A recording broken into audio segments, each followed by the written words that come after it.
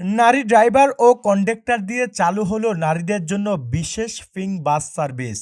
বাসটিতে যাত্রী হিসেবে থাকবেন শুধুমাত্র নারীরা। আর গোলাপি রঙের এই বাসগুলো এখন ছুটবে ঢাকার রাজপথে। তবে এটি কোনো সাধারণ লোকাল বাস নয়। প্রতিদিন রাজধানীর ব্যস্ত সড়কে যাতায়াত করতে গিয়ে নারীদের অনেককেই পড়তে হয় নানা বিড়ম্বনায়।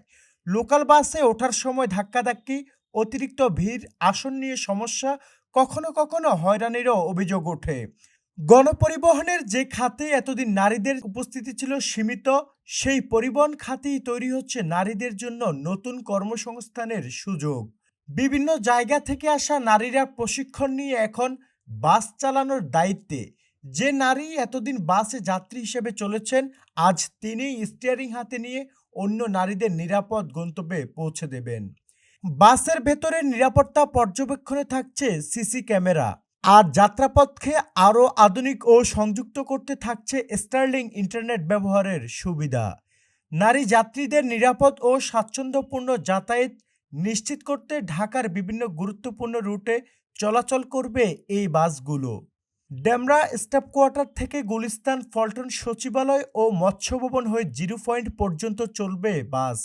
কল্যাণপুর ডিপো থেকে মিরপুর 10 হয়ে মতিঝিল এবং মিরপুর ডিপো থেকে মিরপুর 12 হয়ে মতিঝিল রুটে সেবা দেওয়া হবে। মোহাম্মদপুর ডিপো থেকে Shankar, Jigatola, Dhanmondi 15, science lab, new market, Shahbag ও পল্টন হয়ে মতিঝিল, কমলাপুর পর্যন্ত চলবে বাস।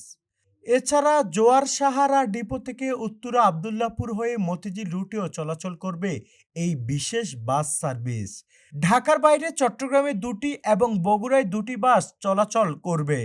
পাশাপাশি নারায়ণগঞ্জ ও গাজীপুর ডিপো থেকে পৃথক রুটে সেবা দেওয়ার কথা জানিয়েছে বিআরটিএ।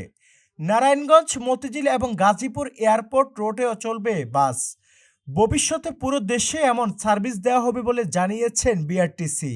সড়ক পরিবহন ও সেতু মন্ত্রণালয়ের মন্ত্রী শেখ রবিউল আলম জানান, সরকারের নির্বাচনী ইশতেহার অনুযায়ী এ কাজ করা হয়েছে। মাইনুল ইসলাম, সবার কথা।